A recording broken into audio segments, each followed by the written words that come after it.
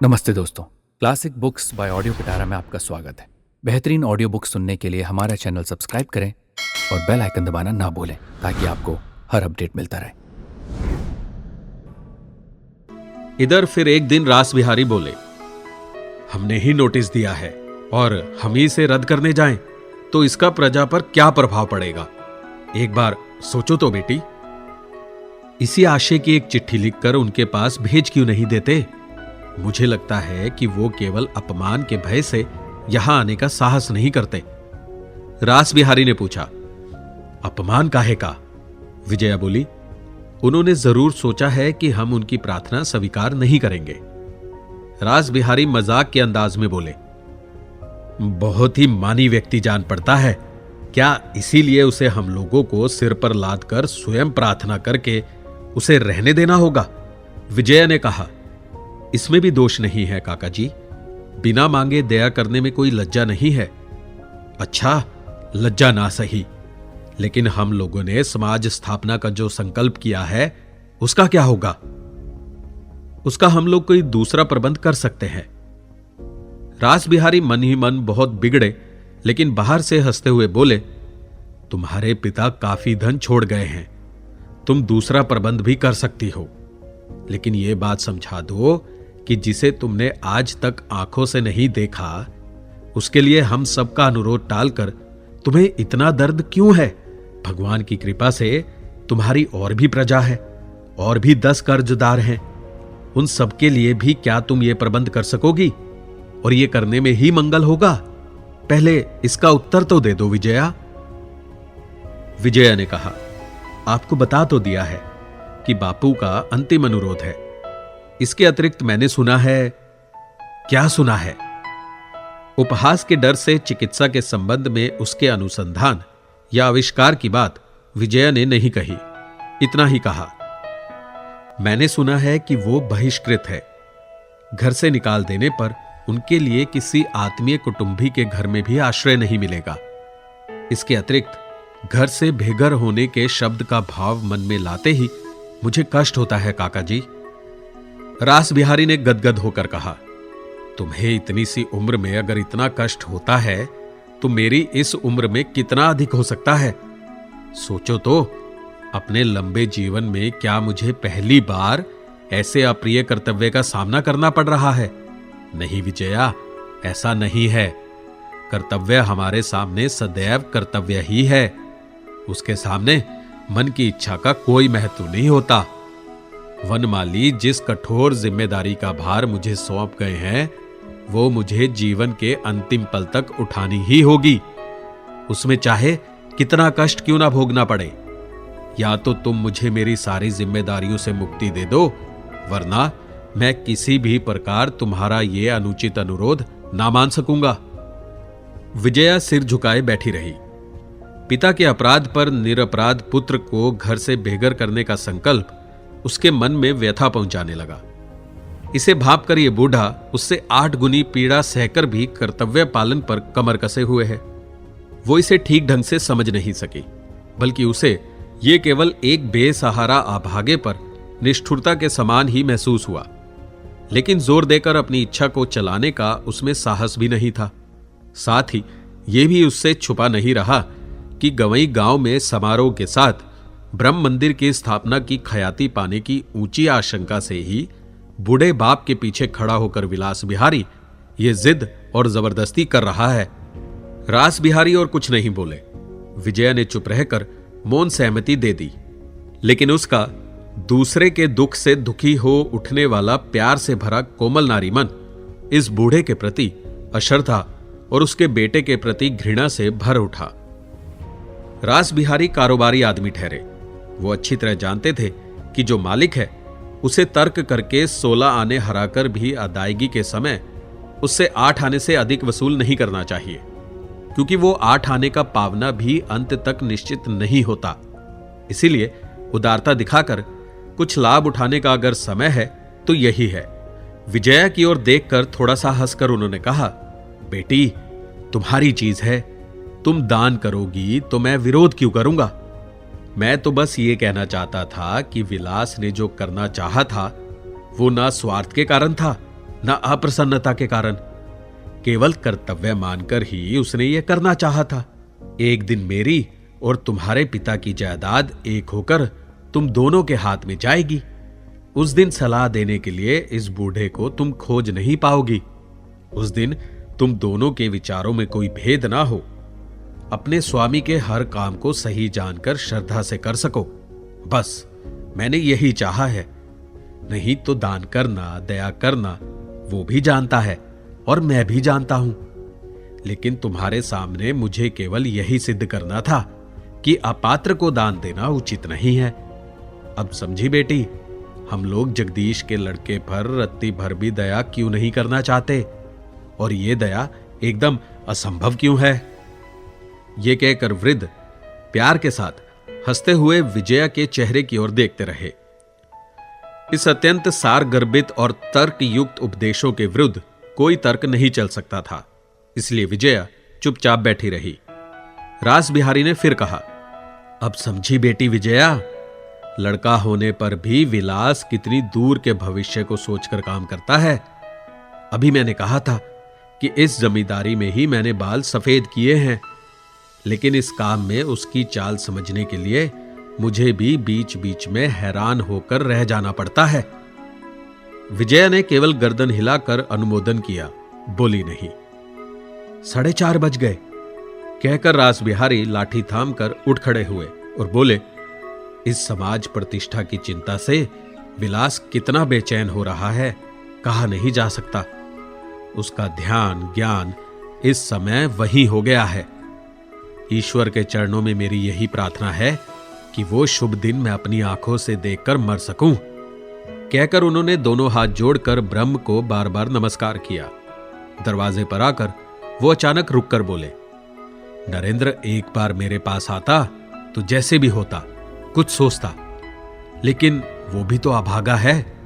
बाप का संपूर्ण स्वभाव उसमें उतर आया है। कहते कहते वो बाहर निकल गए। विजया बैठी बैठी ना जाने क्या सोचने लगी। अचानक बाहर की ओर नजर पड़ते ही उसने देखा दिन ढलता जा रहा है। तब नदी के किनारे की अस्वस्थकर हवा ने उसे जोर से खींचकर जैसे खड़ा कर दिया और बूढ़े दरबान को साथ लेकर हवाखोरी के बहाने बाहर निकल गई। ठीक उसी स्थान पर बैठा वो आदमी आज भी मछली पकड़ रहा था। बहुत दूर से ये देख लेने पर भी निकट जाकर जैसे देख ही ना सकी हो, इस तरह वो चली जा रही थी। अचानक कन्हैया सिंह पीछे से पुकार उठा, सलाम बाबूजी, शिकार मिला। विजया के कानों में बात आते ही उनकी जड़ें तक लाल हो उठी। जो लोग समझते हैं कि वास्तविक अपनत्व होने के लिए अनेक दिन चाहिए और बहुत सी बातचीत होनी चाहिए, ये आवश्यक नहीं है। विजया के घूमकर खड़े होते ही वो व्यक्ति बंसी रखकर पास आकर नमस्कार करके खड़ा हो गया और हंसते हुए बोला, देश के प्रति आप में सच्चा आकर्षण है। यहां तक कि यहां के मलेरिया तक को अपनाए बिना आपका काम नहीं चलेगा। विजया ने मुस्कुराते हुए पूछा, लगता है आप अपना चुके हैं, लेकिन देखने पर तो ऐसा दिखाई नहीं दे रहा। व्यक्ति ने कहा, डॉक्टर को थोड़ा धीरज रखकर अपनाना होता है, ऐसी जल्दबाजी। बात समाप्त होने से पहले ही विजया पूछ उठी, आप डॉक्टर हैं? शायद। व्यक्ति हड़बड़ा उठा, लेकिन दूसरे ही पल स्वयं को संभाल कर हंसते हुए बोला, यही समझना चाहिए, एक बहुत बड़े डॉक्टर का पड़ोसी हूं ना, हमारी बारी सबके बाद ही तो आएगी। मेरा ख्याल है कि केवल पड़ोसी ही नहीं, आपके मित्र भी हैं। मेरी बातें उनसे कह दी हैं क्या? यही ना कि आप उन्हें एक अर्थहीन अभागा समझती हैं। लेकिन यह तो पुरानी बात है, सभी समझते हैं। इन बातों को फिर नए रूप से कहने की क्या जरूरत है? फिर भी वो आपसे एक दिन मिलने आएगा। विजया ने मन ही मन लज्जित होकर पूछा, मुझसे मिलने से उन्हें क्या लाभ होगा? लेकिन उनके संबंध में मैंने ऐसा तो नहीं कहा। नहीं कहा, लेकिन कहना उचित था। उचित क्यों था? जिसका घर द्वार बिक जाता है उसे सभी अभागा कहते हैं, हम भी कहते हैं। भले ही मुंह पर ना कह सके, पीछे तो कहते ही हैं। विजया हंस पड़ी। तब तो आप उनके अच्छे मित्र हैं।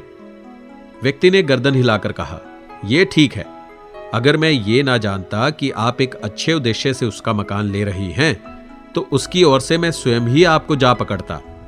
विजया ने कोई उत्तर नहीं दिया। बातें करते करते आज वे लोग कुछ और दूर तक बढ़ गए थे। देखा, उस पार लोगों का एक दल कतार बांधे नरेंद्र बाबू के मकान की ओर चला जा रहा है। उसमें 50 से लेकर 15 तक की उम्र के लोग थे। जानती हो ये लोग कहां जा रहे हैं? नरेंद्र बाबू के स्कूल में पढ़ने, उसने दिखाकर कहा। विजया ने आश्चर्य में पढ़कर पूछा, वो ये रोजगार भी करते हैं क्या? लेकिन मेरा ख्याल है बिना पैसे के। क्यों, ठीक है ना? व्यक्ति ने मुस्कुराकर कहा, उसे आपने ठीक पहचाना है। अर्थहीन व्यक्ति के मन की बात कहीं नहीं छिपती। फिर कुछ गंभीर होकर बोला, नरेंद्र कहता है कि हमारे देश में सच्चे किसान नहीं हैं। किसानी करना पेशा है, इसलिए लोग समय असमय 2 बार हल चलाकर बीज छिटक देते हैं और मुंह बाएं आकाश की ओर ताकते बैठे रहते हैं। इसे खेती करना नहीं कहते, लॉटरी डालना कहते हैं। किस जमीन में कब खाद दी जाती है, खाद कैसे बनती है, किसे सच्ची खेती कहते हैं, ये सब वे नहीं जानते। विलायत में रहकर डॉक्टरी के साथ ये विद्या भी सीख आया है। क्या एक दिन उसका स्कूल देखने जाइएगा, जहां मैदान में पेड़ों के बीच बाप बेटा बाबा सब मिलकर एक साथ बैठते हैं? विजया तत्काल जाने के लिए तैयार हो गई, लेकिन फिर कौतूहल दबाकर बोली, नहीं, अभी रहने दीजिए। इतने बड़े मकान के होते हुए वो पेड़ों के नीचे पाठशाला क्यों लगाते हैं? ये शिक्षा तो मुंह से बताकर, पुस्तक रखकर दी नहीं जा सकती। स्वयं उनके हाथ से खेती कराकर दिखाना पड़ता है कि किस तरह ठीक तरीके से ये काम करने पर 2 गुनी, यहां तक कि 5-7 गुनी फसल भी पैदा की जा सकती है। उसके लिए मैदान की आवश्यकता है, खेतों की है। सिर ठोककर आकाश की ओर ताकते हुए हाथ पर हाथ रखकर बैठे रहने की आवश्यकता नहीं। अब समझी कि उसकी पाठशाला पेड़ों के नीचे क्यों लगती है। अगर आप एक बार उसके स्कूल की खेती देखें तो आपकी आंखें ठंडी हो जाएं। अभी तो समय है, आज ही चलिए ना, वो तो दिखाई दे रही है। विजया और भी गंभीर हो उठी। आज रहने दीजिए, व्यक्ति ने सहज स्वर में कहा। तो रहने दीजिए, चलिए आपको थोड़ा आगे तक पहुंचा दूं। यह कहकर वो साथ साथ चलने लगा। 5-6 मिनट तक विजया खामोश रही। मन ही मन उसे ना जाने कैसी लज्जा महसूस हो रही थी। वो इस लज्जा का कारण भी सोच नहीं पा रही थी। व्यक्ति ने कहा, आप धर्म के लिए ही जब उसका मकान ले रही हैं, तब ये कई बीघे जमीन जो अच्छे काम में भी लग रही है, आप आसानी से छोड़ सकती हैं। इस अनुरोध का क्या आपको उनकी ओर से अधिकार मिला है? विजया ने गंभीर होकर कहा। वो बोला, यह अधिकार देने पर निर्भर नहीं करता, लेने पर निर्भर करता है। जो अच्छा काम है उसका अधिकार मनुष्य भगवान से ही पाता है। उसे किसी के सामने हाथ फैलाकर नहीं लेना होता। जिस कृपा की प्रार्थना करने के लिए आप मन ही मन विरक्त हो गई, उसे पाने पर कौन पाता जानती हैं? देश के अन्नहीन किसान। हमारे शास्त्रों में लिखा है कि दरिद्र भगवान की एक विशिष्ट मूर्ति है। उनकी सेवा का अधिकार हर एक को है। वो अधिकार क्या मैं नरेंद्र से मांगने जाऊंगा? बताइए। यह कहकर वो हंसने लगा। लेकिन इसके लिए तो वो यहां नहीं बैठे रह सकेंगे। विजया चलते चलते बोली, नहीं, लेकिन वो ये भार मुझे सौंप सकते हैं। विजया के होठों में एक दबी हुई हंसी खेल गई, लेकिन गंभीर स्वर में बोली, मेरा भी यही अनुमान था। ये सारे काम पहले देश के जमींदारों के थे। उन्हें ब्रह्मोत्तर जमीन देनी पड़ती थी। अब ये जिम्मेदारी नहीं रही, लेकिन उसका प्रभाव मिटा नहीं है। इसीलिए अगर कोई 2-4 बीघा ठगने का प्रयत्न करता है तो वे पुराने संस्कारों के कारण जान लेते हैं। कहकर वो फिर हंसने लगा। विजया ने हंसी में साथ देना चाहा, लेकिन दे नहीं सकी। वो सरल हंसी उसके दिल में जाकर जैसे बंधी रह गई। कुछ पल चुपचाप रहने के बाद उसने अचानक पूछा, आप स्वयं भी तो अपने मित्र को आश्रय दे सकते हैं। लेकिन मैं तो यहां रहता नहीं, लगता है हफ्ते भर बाद ही चला जाऊंगा। विजया चौंक पड़ी। लेकिन आपका मकान यहां है, तो बराबर आना जाना तो बना ही रहेगा। व्यक्ति ने सिर हिलाकर कहा, नहीं, लगता है अब मुझे नहीं आना पड़ेगा। विजया के दिल में उथल पुथल होने लगी। अनुचित समझते हुए भी अपनी जिज्ञासा दबा नहीं सकी। धीरे से बोली, यहां आपके घर के लोगों का भार संभालने वाला कोई तो जरूर होगा, लेकिन नहीं, इस तरह का कोई आदमी नहीं है। व्यक्ति ने हंसकर कहा, तो फिर आपके माता पिता? मेरे माता पिता, भाई बहन कोई भी नहीं है। ये लीजिए। बातें करते करते हम लोग आपके मकान के सामने पहुंच गए। नमस्कार, मैं चला। ये कहकर वो चलते चलते रुक गया। विजया उसकी ओर नहीं देख पाई, लेकिन कोमल स्वर में बोली, अंदर नहीं आइएगा। नहीं, लौटकर जाने में अंधेरा हो जाएगा। विजया ने हाथ उठाकर नमस्कार करते हुए अत्यंत संकोच के साथ धीरे से कहा, आप अपने मित्र से एक बार रास बिहारी बाबू के पास जाने को नहीं कह सकेंगे? उनके पास क्यों? उसने हैरान होकर कहा, वे ही पिताजी की सारी जमीन जायदाद देखते हैं ना। ये मैं जानता हूं, लेकिन उनके पास जाने के लिए क्यों कह रही हैं? विजया इस प्रश्न का उत्तर ना दे सकी। व्यक्ति पल भर खड़ा उत्तर की प्रतीक्षा करता रहा, फिर बोला, मुझे लौटने में रात हो जाएगी, मैं जाऊं? और तेजी से पैर बढ़ाता हुआ चला गया। विजया के मकान से लगे हुए बाग का इस ओर का हिस्सा बहुत बड़ा है। बड़े बड़े आम, कटहल आदि के पेड़ों के नीचे उस समय अंधेरा घना होता जा रहा था। बूढ़े दरबान ने कहा, बिटिया, कुछ घूमकर सदर रास्ते से जाना ठीक होगा। विजया की मन की स्थिति इन सब बातों की ओर ध्यान देने की स्थिति में नहीं थी। केवल ना कहकर अंधेरे बाग के अंदर से ही मकान की ओर बढ़ने लगी। जिन दो बातों ने उसके मन को सबसे अधिक घेर रखा था, उसमें से एक बात यह थी कि इतनी बातचीत होने पर भी उस व्यक्ति का नाम नहीं जाना जा सका, क्योंकि स्त्रियों के लिए किसी का नाम पूछना भद्रता या शिष्टता के विरुद्ध है। दूसरी ये कि 2 दिन के बाद वे कहां चले जाएंगे, ये प्रश्न 100 बार मुंह पर आ जाने पर भी हर बार केवल शर्म के कारण बाहर न निकल सका। उस व्यक्ति के संबंध में जिस बात ने आरंभ से ही विजया को आकर्षित किया था, वो ये थी कि वो जो भी हो खूब पढ़े लिखे हैं। गवई गांव में जन्म लेने पर भी एक अपरिचित भद्र महिला से निसंकोच बात करने की शिक्षा और अभ्यास है। ब्रह्म समाज के अनुयायी ना होने पर भी ये शिक्षा उन्होंने किस तरह और कहां पाई, ये सोचते हुए मकान में पैर रखा ही था कि परेश की मां ने आकर बताया कि विलास बाबू बहुत देर से बाहरी बैठक में बैठे प्रतीक्षा कर रहे हैं। सुनते ही उसका मन थकान और उदासी से भर उठा। ये वही व्यक्ति है जो उस दिन नाराज होकर चला गया था और कई दिन बाद आया है। वो इस समय जिस व्यक्ति के संबंध में सोच रही थी, उसके विषय में अधिक कुछ ना जानते हुए भी वो दोनों के बीच आकाश पाताल का भेद किए बिना ना रह सकी। उसने थके गले से पूछा, क्या उन्हें बता दिया है कि मैं घर आ गई हूं? परेश की मां ने कहा, नहीं दीदी, मैं परेश को खबर देने के लिए भेज देती हूं। वो चाय पिएंगे या नहीं पूछा था? अरे पूछा क्यों नहीं, उन्होंने कहा कि तुम्हारे लौट आने पर साथ साथ पिएंगे। विलास बाबू ही इस घर के होने वाले मालिक हैं। ये बात नाते रिश्तेदारों तक में किसी से छिपी ना थी और उसी स्तर से उनके आदर सत्कार में कमी नहीं होती थी। विजया और कुछ कहे बिना ही ऊपर अपने कमरे में चली गई। लगभग 20 मिनट के बाद उसने नीचे आकर खुले दरवाजे के बाहर से देखा। विलास मेज पर झुका कुछ कागज पत्र देख रहा था। विजया के पैरों की आहट सुनते ही मुंह उठाकर साधारण सा नमस्कार करके एकदम गंभीर होकर बोला, तुमने सोचा होगा कि मैं नाराज हूं जो इतने दिनों तक नहीं आया। मैं नाराज नहीं हुआ, लेकिन अगर होता भी तो आज तुम्हारे सामने प्रमाणित कर दूंगा कि वो जरा भी अनुचित नहीं।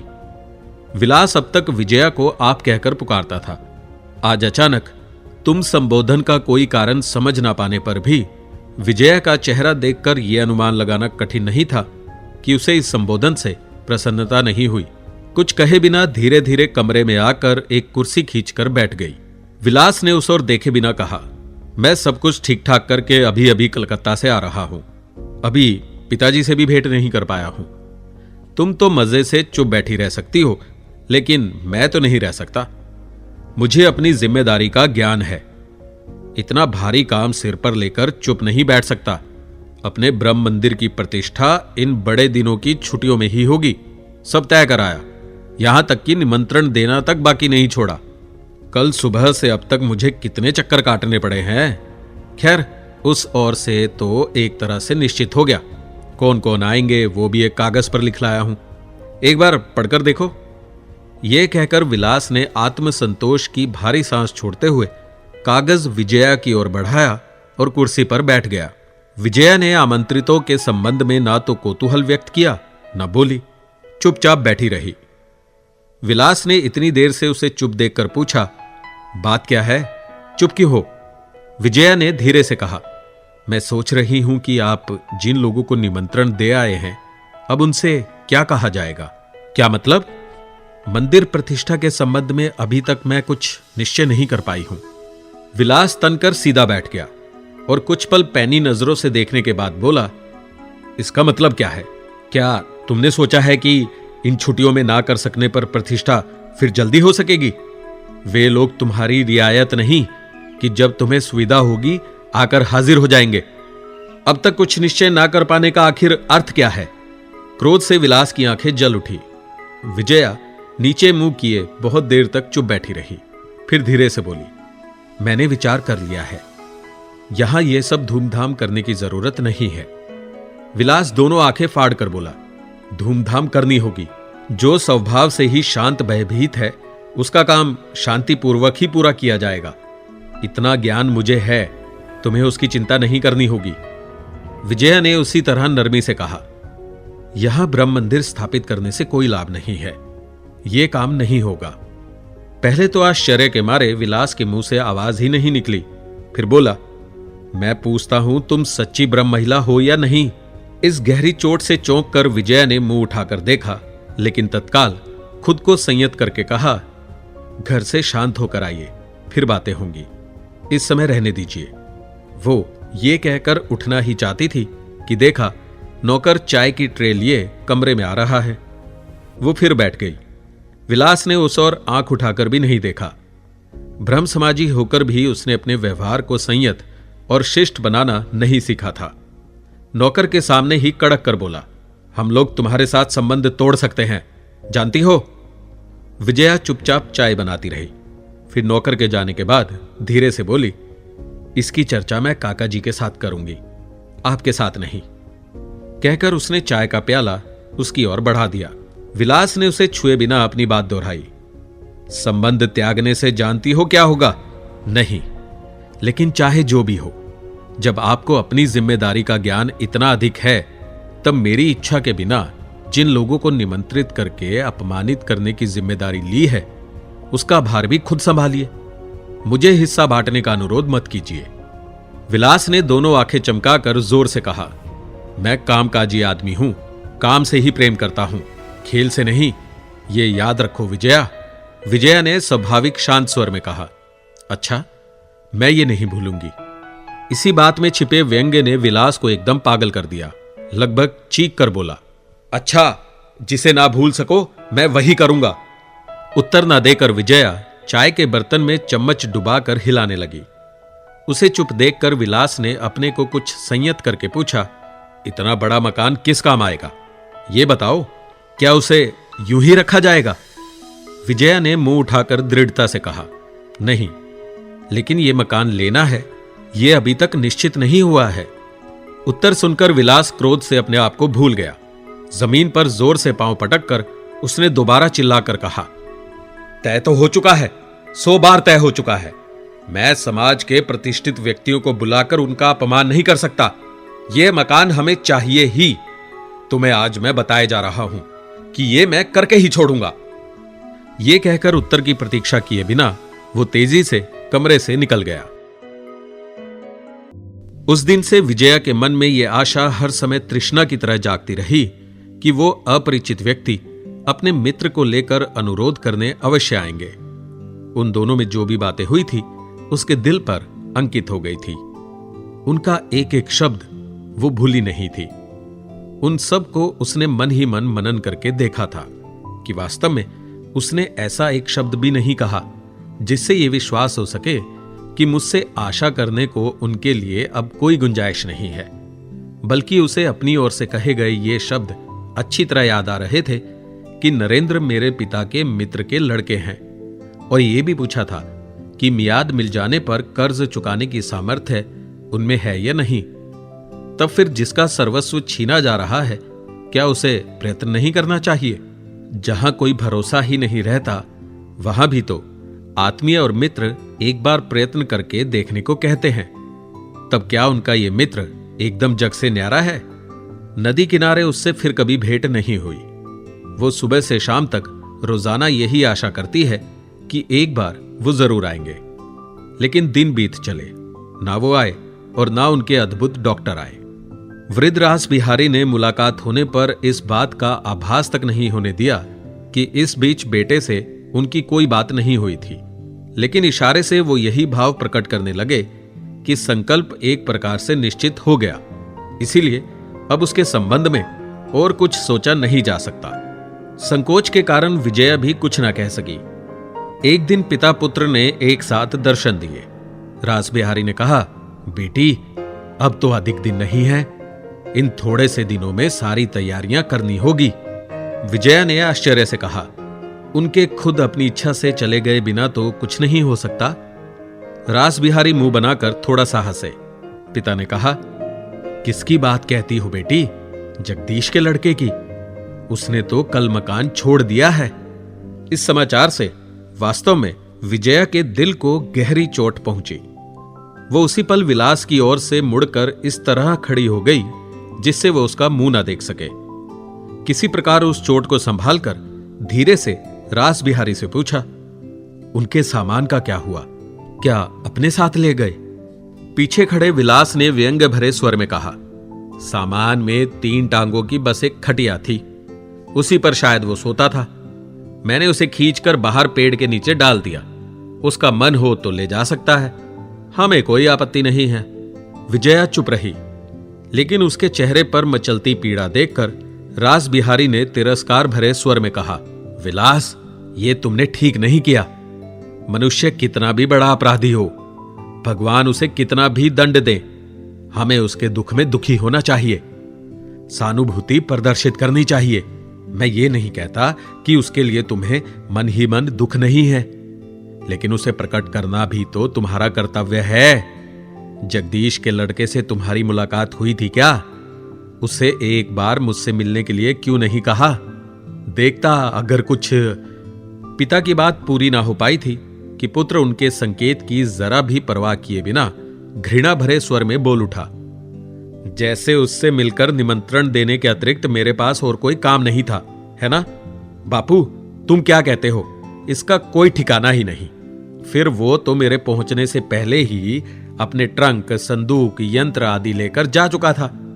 विलायत का डॉक्टर, निकम्मा लंपट कहीं का, कहकर वो और भी ना जाने क्या क्या कहने जा रहा था कि रास बिहारी ने विजया के मुंह की ओर आड़ से देखकर गुस्से में कहा, नहीं विलास, तुम्हारी इस तरह की बातें मैं क्षमा नहीं कर सकता। अपने व्यवहार के लिए तुम्हें शर्मिंदा होना चाहिए, पश्चाताप करना चाहिए। लेकिन विलास ने जरा सा भी शर्मिंदा हुए बिना उत्तर दिया, किस लिए बताइए? मुझे दूसरों के दुख से दुखी होने, दूसरे का कष्ट मिटाने की काफी शिक्षा मिली है, लेकिन जो दंभी घर पर आकर अपमान कर जाए उसे मैं क्षमा नहीं कर सकता। मैं पाखंडी नहीं हूं। विलास की इस बात पर दोनों आश्चर्य में पड़ गए। रास बिहारी ने पूछा, आखिर घर पर आकर तुम्हारा कौन अपमान कर गया? तुम किसकी बात कर रहे हो? विलास ने बनावटी गंभीरता से कहा, जगदीश बापू के सपूत नरेंद्र की ही बात कह रहा हूं बापू। वो एक दिन इसी कमरे में आकर मेरा अपमान कर गया है। उस समय मैं उसे पहचानता नहीं था। फिर विजय की ओर इशारा करके बोला, उसने तो तुम्हारा भी अपमान करने में कसर नहीं छोड़ी थी, मालूम है? विजया ने चकित होकर मुंह फिराकर देखा। विलास बोला, पूर्ण बाबू का भांजा बनकर जो तुम्हारा अपमान कर गया था, जानती हो वो कौन था? उस समय तो उसे बड़ा सहारा दिया था, वही नरेंद्र है। अगर उस समय अपना असली परिचय देने का साहस करता तो मैं जानता कि ये मर्द है, बेशरम पाखंडी कहीं का। दोनों ने आश्चर्य से देखा।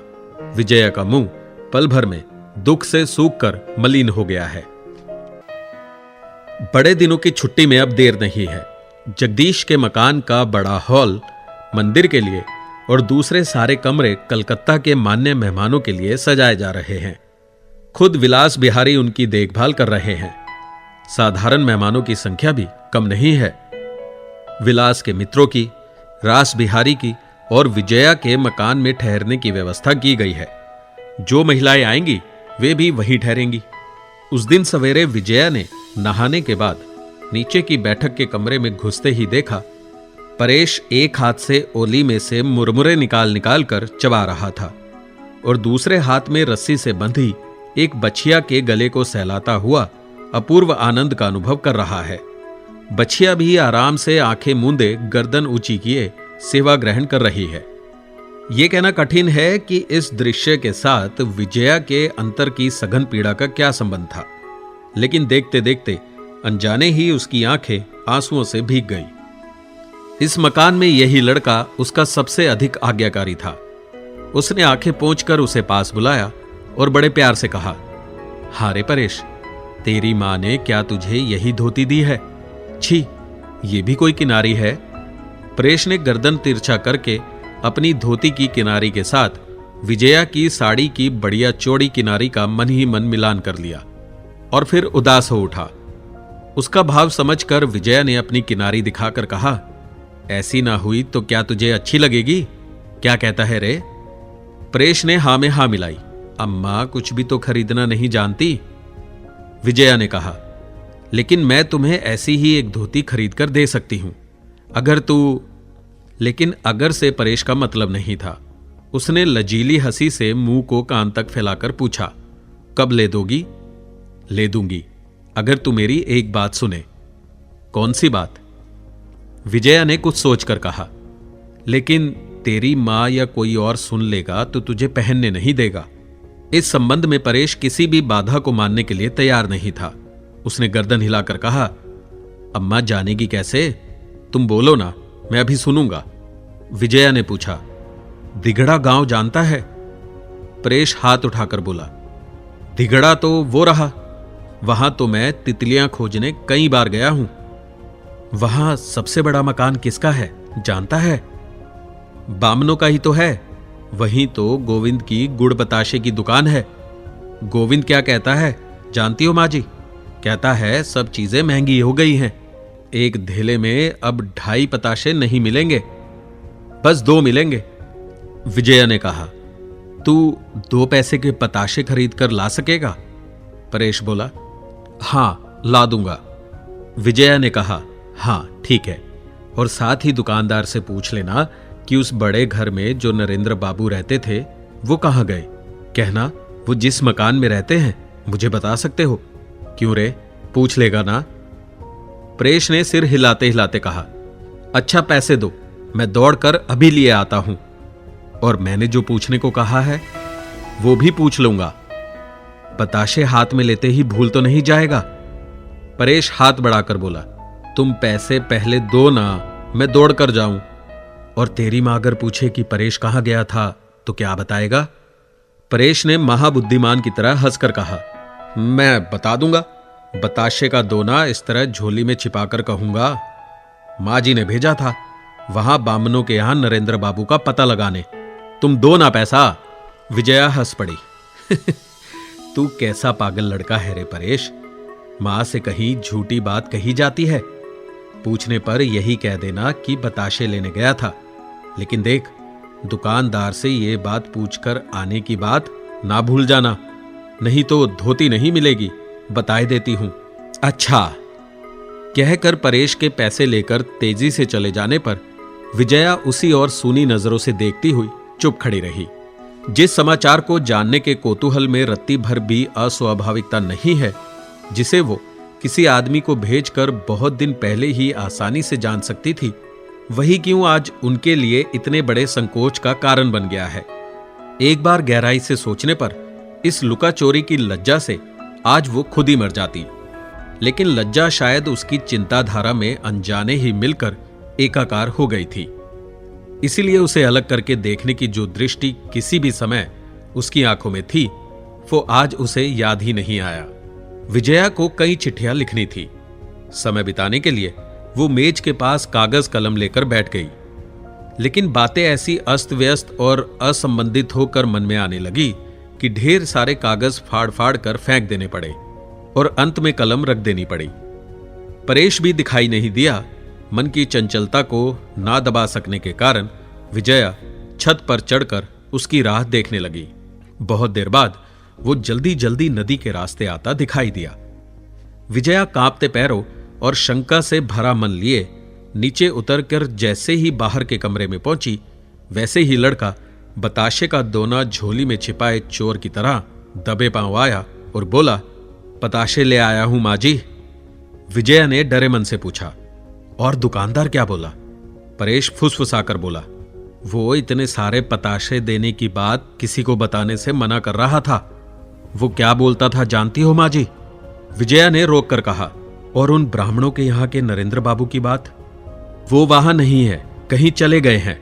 विजया ने बिगड़ कर रूखे स्वर में कहा, ले जा अपने पतासे मेरी आंखों के सामने से। ये कहकर वहां से हट गई और खिड़की के सींकचे पकड़कर बाहर की ओर देखने लगी। इस असंभावित रूखेपन के कारण लड़के का मुंह निकल आया। सोचकर उसके पछतावे की सीमा नहीं रही कि वो इतनी जल्दी गया और आया और इतने सारे पतासे लाया, फिर भी माँ जी को प्रसन्न न कर सका। उसने उदास चेहरे से कहा, इससे ज्यादा पतासे तो उसने नहीं दिए माँ जी। विजया ने उत्तर नहीं दिया। बिना देखे ही वो लड़के की हालत जान रही थी, इसलिए पल भर बाद बड़े प्यार से बोली, जा परेश, ये सब तू खा ले। परेश ने डरते हुए पूछा, सब? विजया ने मुंह फिराए बिना ही कहा, हां सब, मुझे जरूरत नहीं है। परेश ने समझा माँ जी नाराज हैं। कुछ पल चुप रहते ही उसे धोती की बात याद आ गई। फिर एक और बात याद हो आई। धीरे से बोला, भट्टाचार्य जी से पूछा हूं माँ जी। कौन भट्टाचार्य जी? क्या पूछाएगा? उत्सुकता से ये पूछते ही विजया मुंह फिराकर रुक गई। मुंह की बात मुंह में ही रह गई, क्योंकि बरामदे के ठीक सामने ही नरेंद्र दिखाई पड़ गया। दूसरे ही पल उसने कमरे में पैर रखकर हाथ उठाकर विजया को नमस्कार किया। परेश बोले कि कहां गए हैं नरेंद्र बाबू? विजया को नमस्कार का उत्तर देने का भी अवसर नहीं मिला। लज्जा से सारा चेहरा लाल करके अत्यंत व्यथित होकर बोल उठी, अच्छा जा जा, अब और पूछने की जरूरत नहीं है। परेश ने समझा ये भी क्रोध की बात है। दुखी स्वर में बोला, काने भट्टाचार्य जी तो उनके बगल के मकान में ही रहते हैं माँ जी, गोविंद दुकानदार ने कहा। विजया ने रूखी हंसी हंसकर कहा, आइए बैठिए। फिर परेश की ओर देखकर कहा, तू अब जा परेश, जरा सी ही तो बात है, किसी और दिन पूछाना, इस समय जा। परेश के चले जाने पर नरेंद्र ने पूछा, आप नरेंद्र बाबू का समाचार जानना चाहती हैं?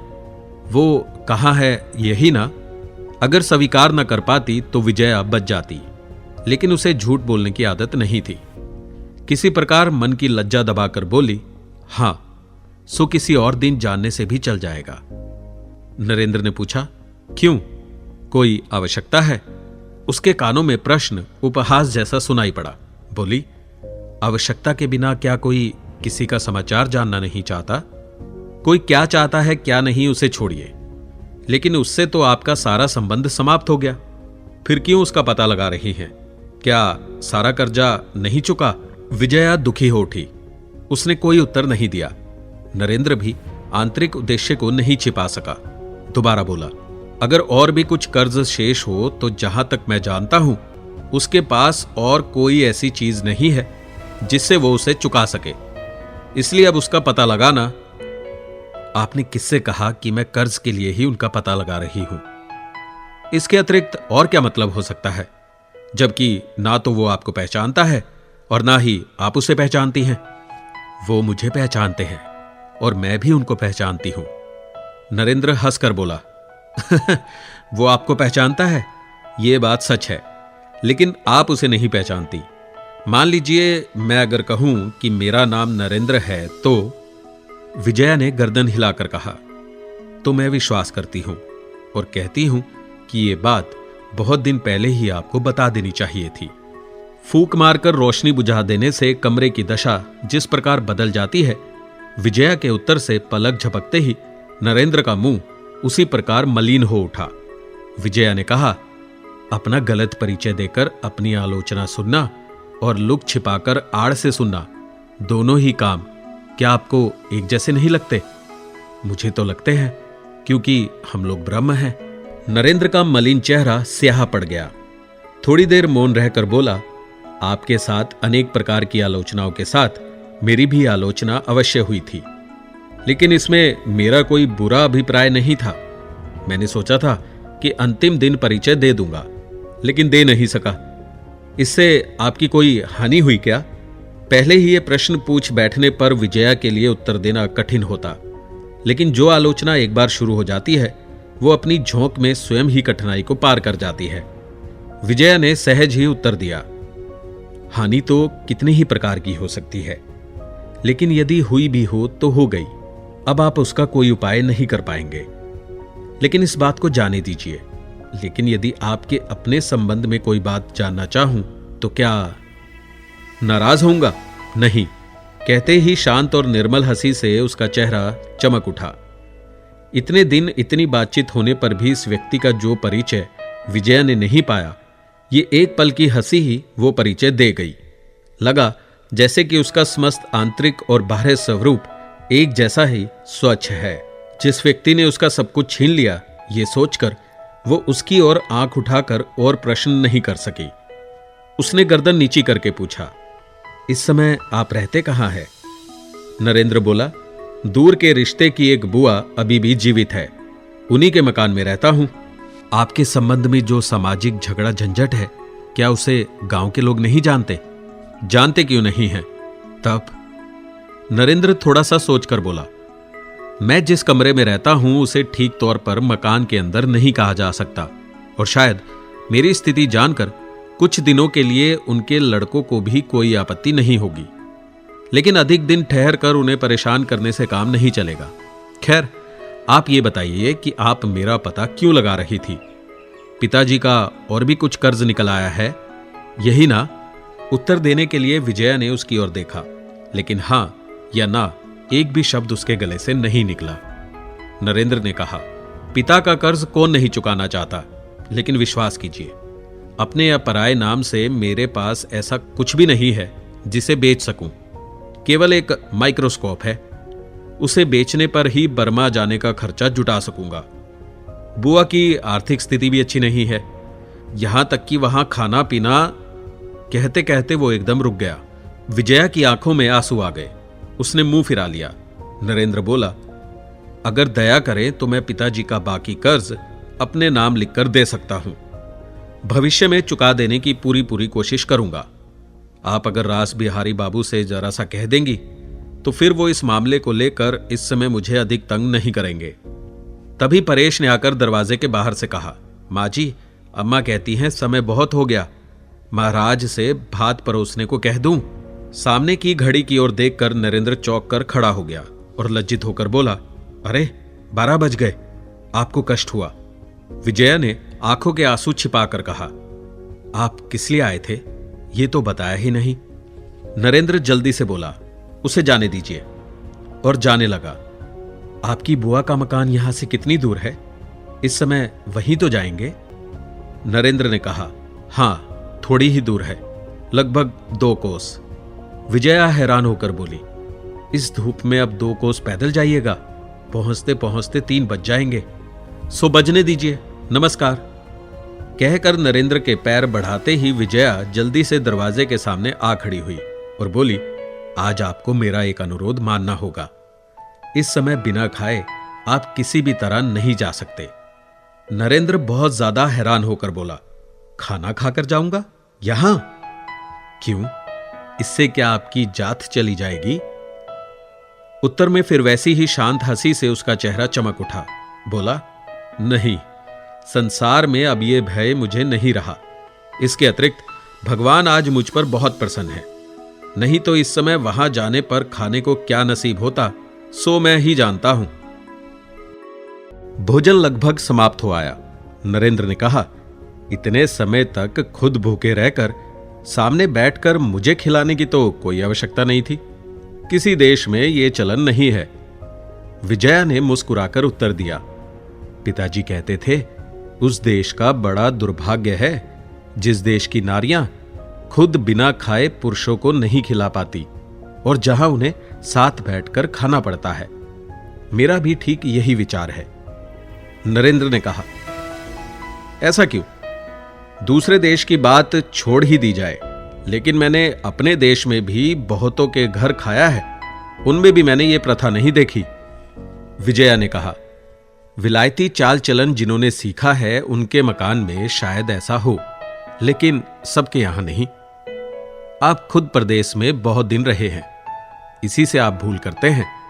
नहीं तो हम पुरुषों के सामने निकलती हैं, जरूरत पड़ने पर बातें भी करती हैं, फिर भी बिल्कुल मेम साहब नहीं बन गई हैं और उनकी चाल भी नहीं चलती हैं।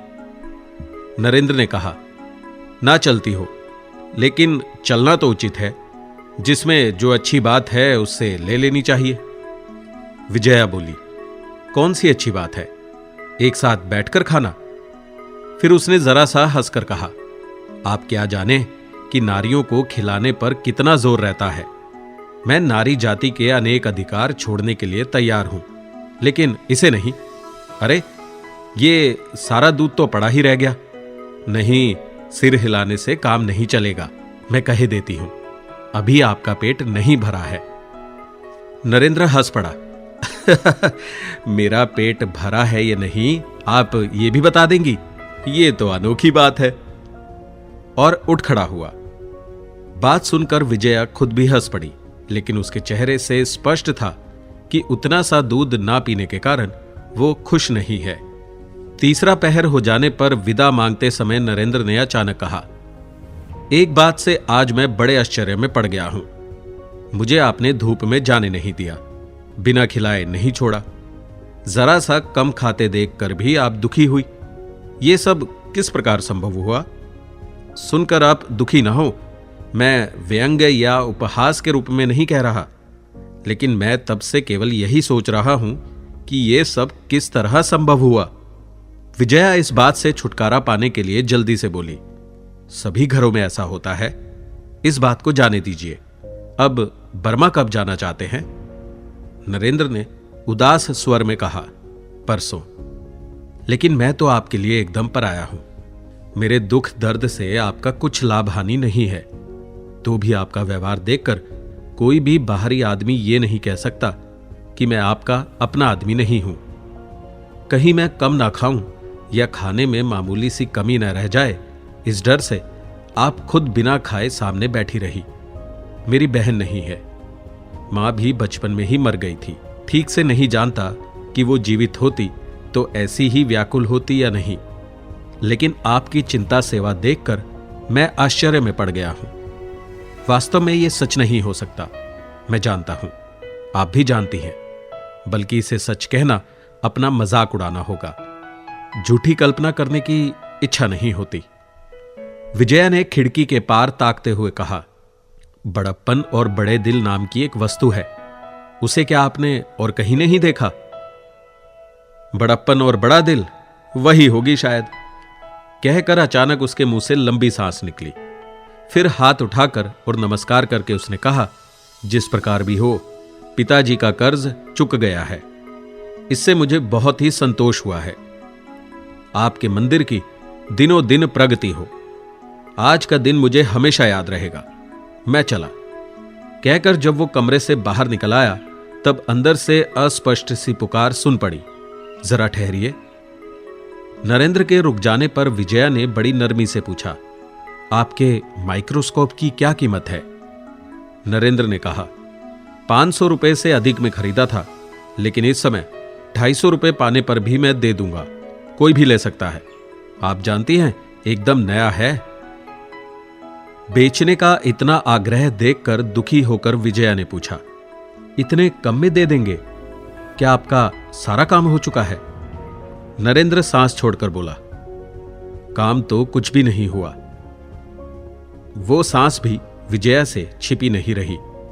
पल भर चुप रहकर बोली, मेरी भी बहुत दिनों से खरीदने की इच्छा है, लेकिन खरीद नहीं सकी। क्या कल उसे एक बार दिखा सकते हैं? हां, दिखा सकता हूं। मैं उसे लाकर आपको सब कुछ बता दूंगा, नरेंद्र ने कहा। फिर कुछ सोचकर बोला, जांच करने का समय जरूर नहीं है, लेकिन मैं ठीक कह रहा हूं, आपको घाटा नहीं रहेगा। फिर थोड़ी देर मौन रहकर बोला, ये ऐसी चीज है जिसका मूल्य रुपयों से नहीं आंका जा सकता। मेरे लिए और कोई उपाय ही नहीं है। नहीं तो अच्छा, कल दोपहर को ले आऊंगा। चले जाने पर वो जितनी देर तक दिखाई देता रहा, विजया एकटक देखती रही। फिर लौटकर कुर्सी पर बैठ गई। सुनी नजरों से बाहर के पेड़ पौधों की ओर देखते हुए कैसे उसका समय कट रहा है, इसका उसे ध्यान ही नहीं रहा। कब शाम बीत गई, कब नौकर दिया जला गया, उसे पता भी नहीं चला। अंत में उसकी चेतना लौटी अपनी आंखों के आंसुओं से। अनजाने में ना जाने कब से बूंद बूंद गिरते उसकी छाती का कपड़ा तक भीग गया है। छी छी, नौकर चाकर आए गए हैं, शायद उन्होंने देख लिया हो। ना जाने वे क्या सोचेंगे। रात को बिस्तर पर लेटकर खिड़की के पार अंधेरे में देखती रही। शून्य अंधकार की तरह अपना सारा भविष्य उसकी आंखों के आगे नाचने लगा। फिर वो कब सो गई पता नहीं। जब आंख खुली तो प्रभात के आलोक से कमरा भर गया। उसे याद आया कि जो अनजानी पीड़ा उसकी नींद में भी विचरण करती फिरी थी, उसके साथ ना जाने कैसे उस व्यक्ति का घनिष्ठ संबंध है। दिन चढ़ने लगा। फिर दोपहर का सूर्य एक और झुक गया। धूप के रूप में ढलने की सूचना पाकर विजया निराश हो उठी। कल जो आदमी बहुत दिनों के लिए देश छोड़कर जा रहा है और अगर इतनी दूर ना आ सके तो इसमें आश्चर्य की कोई बात नहीं। अगर वो अपना अंतिम सहारा किसी दूसरे को अधिक दामों में बेचकर चला गया तो उसे कौन दोष देगा। तभी परेश ने आकर कहा, माँ जी नीचे आओ, बाबू आए हैं। विजया का मुंह पीला पड़ गया। कौन बाबू रे? कल जो आए थे, उनके साथ एक बड़ा भारी चमड़े का बक्सा है माँ जी। अच्छा, तू बाबू को बैठने को कहे, मैं आती हूं। 2-3 मिनट के बाद विजया ने कमरे में पहुंचकर नमस्कार किया। आज उसकी वेशभूषा और अपने माथे के रूखे बिखरे बालों को उसने ऐसे संवारा था कि किसी की नजर से नहीं बच सकता था। कल के साथ आज के इस अंतर के कारण नरेंद्र के मुंह से बात नहीं निकल सकी। उसकी आंखों में आश्चर्य देख जब विजया ने अपने आप को देखा तो शर्म से वो मिट्टी में गड़ गई। माइक्रोस्कोप का बैग अभी तक उसके हाथ में था। उसे मेज पर रखकर धीरे से बोला, नमस्कार। मैं जब विलायत में था तब मैंने चित्र बनाना भी सीखा था। आपको मैंने कई बार देखा है, लेकिन आज आपको देखकर निश्चय पूर्वक कह सकता हूं कि कोई भी चित्रकार आपका चित्र बनाने के लिए मना नहीं कर सकेगा। वाह, क्या सौंदर्य है। विजया समझ गई कि सौंदर्य की प्रशंसा में निष्कपट और स्वार्थहीन भावना ही है। फिर भी वो बुरी तरह लज्जा उठी। फिर गंभीर स्वर में बोली, मुझे इस प्रकार अपूर्व कहना क्या आपके लिए उचित है? फिर मैंने तो आपको आपसे कुछ खरीदने के लिए बुलाया था, चित्र बनवाने के लिए नहीं। उत्तर सुनकर नरेंद्र उदास हो गया। लज्जा से अत्यधिक कुंठित और संकुचित होकर क्षमा याचना करके बोला, मुझसे बहुत बड़ी भूल हो गई। मैंने कुछ भी सोचकर नहीं कहा और कभी मैं। उसके पछताने को देखकर विजया हंस पड़ी। कहाँ है, देखूं आपका यंत्र? नरेंद्र उठा, अभी लीजिए, दिखाता हूं, कहकर बक्सा खोलने लगा। कमरे में उजाला कम होता जा रहा था। विजया ने बगल के कमरे की ओर इशारा करके कहा, उस कमरे में भी उजाला है, चलिए वहीं चले। अच्छी बात है, चलिए। उसने बक्सा उठाया और विजया के पीछे पीछे बगल वाले कमरे में आ गया। एक छोटी सी मेज पर यंत्र रखकर दोनों आमने सामने 2 कुर्सियां लेकर बैठ गए। नरेंद्र ने कहा, लीजिए, अब देखिए किस प्रकार उपयोग किया जाता है, ये मैं बाद में सिखा दूंगा। इस यंत्र को जिन्होंने अपनी आंखों से नहीं देखा वे कल्पना भी नहीं कर सकते कि इस छोटी सी वस्तु के अंदर कितना बड़ा आश्चर्य देखा जा सकता है। नरेंद्र ने कहा, विलायत में डॉक्टरी सीखने के बाद उसकी ज्ञान पिपासा इस जीवाणु तत्व की ओर बढ़ी थी। इसी से जिस प्रकार इस तत्व से उसका घनिष्ठ परिचय हो गया था, उसी प्रकार उसका संग्रह भी असंभव हो गया था। उस सब को भी वो अपने साथ ले आया था। उसने सोचा था, ये सब ना देने से केवल यंत्र लेकर क्या लाभ होगा। विजया को पहले तो कुछ भी दिखाई नहीं दिया। धुंधला और अस्पष्ट सा कुछ दिखाई दिया। नरेंद्र जितने ही विनती से पूछता, विजया को इतनी ही हंसी आती, क्योंकि ना तो उसका मन था और ना वो कोशिश कर रही थी। नरेंद्र उसे समझाने की कोशिश कर रहा था कि इस प्रकार देखना चाहिए, देखने में आसानी हो, इसीलिए हर एक कलपुर्जे को घुमा फिरा कर पूरी पूरी कोशिश कर रहा था। लेकिन देखे कौन, जो समझा रहा था उसकी आवाज से उसका दिल डोल उठता था। लंबी सांसों से बिखरे बाल उड़ उड़कर सारे चेहरे पर बिखर गए थे। हाथ हाथों से टकराकर उसकी देह को रोमांचित किए दे रहा था। भला ये देखने से उसे क्या सरोकार था कि जीवाणु की स्वच्छ देह के भीतर क्या है और क्या नहीं, कौन मलेरिया से गांव उजड़ रहा है और कौन तपेदिक से घर सूने कर रहा है। इसकी जानकारी से भी उसको क्या लाभ? जान लेने पर भी क्या वो उसका निवारण नहीं कर सकेगी? वो तो डॉक्टर नहीं है। लगभग 10 मिनट तक माथा पच्ची करने के बाद नरेंद्र झल्लाकर उठ बैठा। बोला, यह आपका काम नहीं है, मैंने जीवन में ऐसी मोटी बुद्धि नहीं देखी। विजया किसी प्रकार हंसी दबाकर बोली, मोटी बुद्धि मेरी है या आप समझा नहीं पा रहे? अपनी कड़ी बात से मन ही मन लज्जित होकर नरेंद्र ने कहा, और कैसे समझाऊं, बताइए। वास्तव में आपकी बुद्धि मोटी नहीं है, लेकिन लगता है आप मन नहीं लगा रही। मैं तो बकवास करके मर रहा हूं और आप झूठ मूठ आंखें लगाए मुंह नीचा किए सिर्फ हंस रही हैं। किसने कहा मैं हंसती हूं? मैं कहता हूं आपकी भूल है। मेरी भूल? अच्छा मान लिया, लेकिन यंत्र तो भूल नहीं है, फिर आप क्यों नहीं देख पाती? इसीलिए कि आपका यंत्र खराब है। नरेंद्र चकित होकर बोला, खराब है? आप नहीं जानती कि इस प्रकार शक्तिशाली माइक्रोस्कोप इस देश में अधिक लोगों के पास नहीं है। इसमें इतना साफ दिखाई देता है। यह कहकर और फिर अपनी आंख से एक बार जांच लेने के लिए वो जैसे ही नीचे की ओर झुका, उसका सिर विजया के सिर से टकरा गया। ओह कहकर विजया सिर दबाकर हाथ से सहलाने लगी।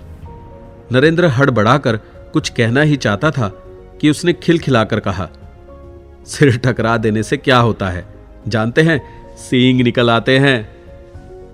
नरेंद्र हंस पड़ा। निकलते हो तो आपके सिर से ही निकलना उचित है। आपके इस पुराने टूटे यंत्र को मैंने अच्छा नहीं कहा, इसलिए मेरा सिर सींग निकलने के योग्य हो गया। नरेंद्र हंसा तो लेकिन उदास हो गया।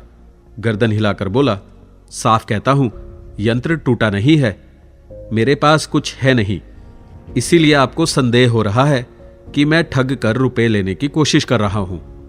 इसे आप बाद में देखिएगा। विजया ने कहा, बाद में देखकर क्या करूंगी? उस समय मैं आपको कहां पाऊंगी?